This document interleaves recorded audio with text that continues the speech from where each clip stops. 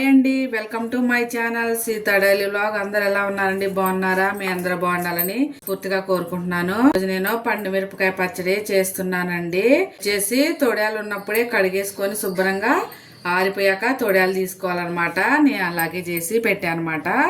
దీనిలోకి ఒక పెద్ద నిమ్మకాయ సైజ్ అంతా చింతపండు తీసి పెట్టాను. అలాగే ఒక ఎల్లిపాయ ఇలా ఒలుసుకున్నా అనమాట. ఒక పెద్ద స్పూను ఉప్పు కట్ చేసుకున్నా.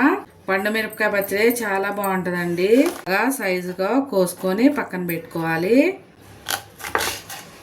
ముక్కలు కోసి పెట్టుకున్నాక మిక్సీలో వేసుకొని మరీ బాగా మెత్తగా కాకుండా మరీ కచ్చా పచ్చగా కాకుండా మీడియం మిక్సీ పట్టుకోవాలి. చింతపండు కూడా వేస్తున్నా. ఎల్లిపాయలు కచ్చా పచ్చగా ఉంటేనే బాగుంటదండి. ఒక స్పూన్ ఉప్పు, నేను 1/2 కిలో తీసుకున్నా అనమాట. పండు మిరపకాయలు మిక్సీ పట్టుకొద్దాం. ఎల్లిపాయలు తర్వాత వేస్తాను, కొంచెం నలిగాక వేసుకోవాలి. ఎల్లిపాయలు ఇలా నలిగాక ఇప్పుడు ఎల్లిపాయలు వేసి పట్టుకొని వద్దాం. సరే, ఇలా పేస్ట్ చేశాను. స్టవ్ వెలిగించి ఒక గిన్నె పెట్టాను. అది వేసుకొని ఒక గాజు సీసాలో పెట్టుకుంటే బాగుంటదండి. ఇవి వచ్చేసి ఒక 1/2 స్పూను మెంతులను, ఒక 1/2 స్పూన్ ఏమో ఆవాలు. వీటిని కొంచెం లైట్ గా ఫ్రై చేసుకుందాం. ఏగిపోయి పొడి చేసుకొని దానిలో కలుపుకుందాం. టమాటా వేసుకుంటే ఒక వారం రోజులు ఉంటుందండి. నేను ఒక 1/2 కిలోది. ఇప్పుడు ఇందులో ఒక 3 స్పూన్ల నూనె వేస్తున్నాను.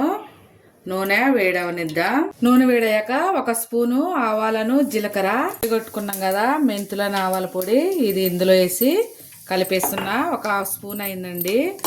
మొత్తానికి దీనిలో కలిపేసుకోవాలి. ఆవాల జీలకర్ర ఫ్రై అయింది కదా, ఇందులో 2 ఎండుమిరపకాయలు, అలాగే 2 దంచి పెట్టుకున్న ఎల్లిపాయలు, ఒక రెమ్మ కరివేపాకు ఫ్రై అయిపోయినాయి కదా. ఇప్పుడు మనం మిక్సీ పట్టుకున్న పచ్చడి అందులో వేసుకొని మొత్తం కలుపుకోవాలి. చాలా బాగుంటుందండి. 2 నిమిషాలు ఉంచేసుకొని స్టవ్ ఆఫ్ వేసుకోవాలి నూనెలో. అంతే, యమీ యమీ పండు మిరపకాయ పచ్చడి రెడీ అయిపోయిందండి. ఫ్రిడ్జ్ లో కూడా పెట్టుకొని ఉంటే చాలా రోజులు నిల్వ కూడా ఉంటుందండి. ఇవాళకే నా వీడియో ఇంతేనండి. నా వీడియో నచ్చితే ప్లీజ్ ఒక లైక్ చేయండి.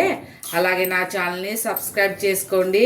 దీన్ని తీసుకొని ఒక గిన్నెలో వేసుకోవటమే. వేడి వేడి అన్నంలోకి చాలా బాగుంటుందండి. ఇప్పుడన్నా ఇడ్లీ దోశలో వేసుకోవటానికి కూడా సూపర్గా ఉంటుంది అనమాట. అంతే, పండు మిరపకాయ పచ్చడి రెడీ. ఈరోజు నేను దోశ వేసానండి. దానిలో వేసుకొని చూపిస్తానే.